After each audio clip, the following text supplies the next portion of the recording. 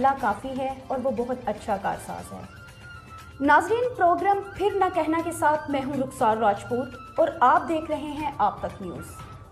आज मेरे साथ शरीके गुफ्तगू हैं मेजर हबीब खान म्योम, chairman Pakistan human rights Pakistan, जो किसी भी तारुफ के मोहताज नहीं।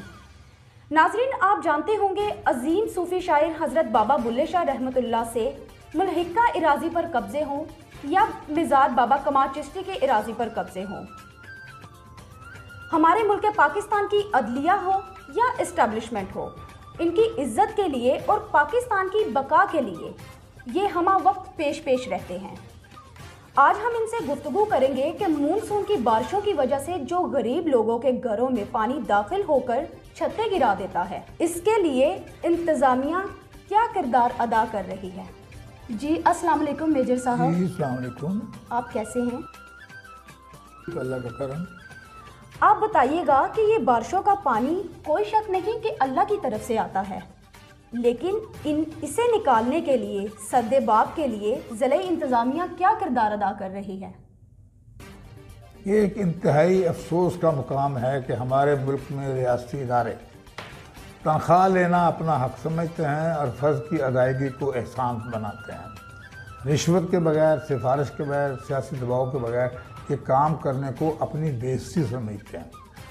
ये जो सैलाब का मसला और बारिशों का मसला है, ये हमें हर साल दरपेश आता है, लेकिन अलमिया ये है कि मैंने गुज़िश्ता 50 सालों में कभी नहीं देखा कि सिविल इदारे वक्त से पहले तैयारी पकड़ लें और लोगों की जानो माल की हिफाजत का जो है उसको यकीनी बनाएं। पूरे पाकिस्तान में ये हो रहा है, लेकिन आज हम गुफ्तगू करेंगे सिर्फ कसूर के बारे में। पिछले चंद दिनों में जो मूसलाधार बारिश हुई है, तो मालूम तब होता है जब मसला आ जाए कि जितने भी पानी के निकास के मामले हैं वो तबाह बर्बाद हो चुके हैं। वहाँ पर मनों के हिसाब से वो वेस्ट अंदर पड़ा है जो जमा हुआ है। जैसे सीमेंट की बोरी को पानी में डाल दें तो कुछ दिनों के बाद वो पत्थर की शक्ल इख्तियार है। ये जो मेन नाला है कसूर के अंदर, 2007 में उस वक़्त के डीसी ने बड़ी मेहनत के साथ बनवाया था और इसके अंदर 8-8, 9-9 फुट गंद निकला था। अब वो मेंटेन नहीं हो रहा है दोबारा। उस पर छत डाल दी, गोया मिट्टी पा दी कि आप ना कोई देखे ना कोई पूछे। अब सिलसिला ये है कि ये लोगों की जानो माल का ख़तरा भी है, बीमारियों का बढ़ोतरी भी हो जाएगी। उनके जो अवामुन्नास हैं वो इस वक्त रोटी से तंग हैं, वो दवाइयाँ कहाँ से लेंगे? किसी के मकान की छत की जगह वो मरम्मत नहीं करा सकता। इस वक्त सूरत हाल पूरे मुल्क की ऐसी है और कसूर से हम बतौर ख़ास, चूँकि हमारा ताल्लुक़ है, हमारी जन्मभूमि है, मैं समझता हूँ ये हमारा हक़ है कि हम कसूर के अवाम की बेहतरी के लिए जिस प्लेटफार्म पर जाकर बात कर सकते हैं, जिस शख्सियत से बात कर सकते हैं, जिस इदारे से बात कर सकते हैं, हम सबको पकड़ कर झंझोड़ें। और अगर वो नहीं सुनते हैं तो इस बात को मीडिया में भी लाएंगे और इन राइटिंग आला इख्तियार के जो हमारे अफसरान हैं उन तक भी पहुँचाएँगे, चीफ सेक्रेटरी को, कमिश्नर को, सेक्रेटरी बल्दियात को। ये हमारे लिए कोई मुश्किल बात नहीं होनी चाहिए। हक बात कहने का मुसलमान को फरीज़ा है कि वो हक बात कहेगा, हक सुनेगा और हक को समझेगा। यहाँ पर हम लोग समझते हैं कि हम पर प्रॉब्लम नहीं आ रही है तो सानू की, ये अब लापरवाही का मसला नहीं होना चाहिए। इससे पहले पूरी कौम इंतहाई शिकस्ता दिल हो चुकी है। आटे के मामले में हमने देखा कि किस तरीके से लोगों को ज़लील किया गया। कमोबेश 47 जाने, जिनमें बूढ़े ख़वातीन और बूढ़े बुज़ुर्ग थे, वो थे। अब लोग समझते थे कि बुज़ुर्ग को लिहाज करके आटा मिल जाएगा, लेकिन आटा मिलने की बजाय मौत मिल गई। पूरी कौम को भिखारी बना दिया गया। अब भी यही हो रहा है। बार बार टीवी चैनल्स दिखा रहे हैं कि जहाँ बारिश का पानी है और जहाँ निकास नहीं है, वहाँ छोटे छोटे बच्चे वो किस तरीके से गलियों में जा रहे हैं। बाज़ का जनाजा लेकर गुजरना वहाँ से मुश्किल हो जाता है। कसूर तारीख़ी शहर है, 5000 साल पुराना शहर है, लेकिन ऐसा लगता है कि ये हमने आवारा गर्द लोगों के हवाले कर दिया है। आप बाबे बुल्ले शाह का आपने तज़किरा किया, तकरीबन 450 मज़ारात गिराकर वहाँ दुकानें बनाई गई। हमारी कौम को सिर्फ पैसा कमाने की फिक्र है या रोटी खाने की फिक्र है, अच्छा कपड़ा, अच्छी दुकान, अच्छा मकान, बस इसके अलावा अखलाकियात हमने छोड़ दी।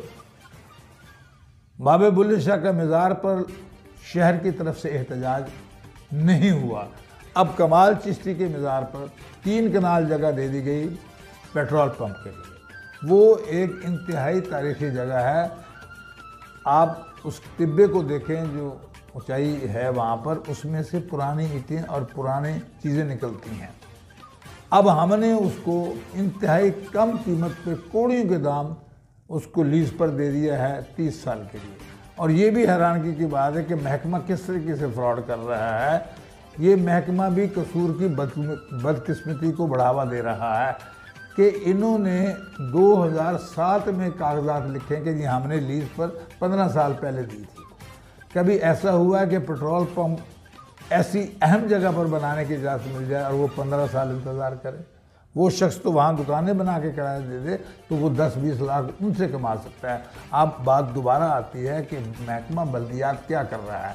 म्यूनसिपल कमेटी ऐसा लगता है कि हराम खोरों का गढ़ बन चुकी है। जब इनका कोई मतलब हो तो ये चालान करने भी पहुंच जाते हैं, पकड़ने भी पहुंच जाते हैं, मुकदमा भी दर्ज कराते हैं। जब इनका मतलब ना हो, अवामुन्नास के फलाह बहबूद का ताल्लुक हो, तो ये लोग ऐसे लगता है कि कोई नशा आवर अद्वियात लेके जो ज़्यादा तवील अरसे तक काम करती हैं कि सोए हुए हैं। अब इनको कौन झंझोड़ेगा? मैं डिप्टी कमिश्नर कसूर से मुतालबा करता हूँ कि वो हफ्ते में कम से कम 1 दफ़ा म्यूनसिपल कमेटी का दौरा करें और इसी तरीके से हफ्ते में 2 दफ़ा, ज़्यादा नहीं 1 घंटे का राउंड लगाएं पूरे शहर का, तो उनको हालात का पता चल जाएगा कि लोग शिकायत क्या कर रहे हैं और वो जो तनख्वाह जिस काम की ले रहे हैं वो हलाल कर रहे हैं या नहीं कर रहे हैं। देखें ना सर, पिछली बारिशों में भी कसूर की तबाही हुई थी, लेकिन ज़िला इंतज़ामिया के कानों में जूं तक नहीं रेंगी। 22 से 24 लाख रुपए का ठेका भी हुआ था कि मेन रोही नालों को साफ किया जाएगा, मगर ठेकेदार और कमीशन माफिया ने फॉर्मेलिटी पूरी की थी, जिसकी वजह से आज फिर हमारा शहर पानी पानी हो गया है।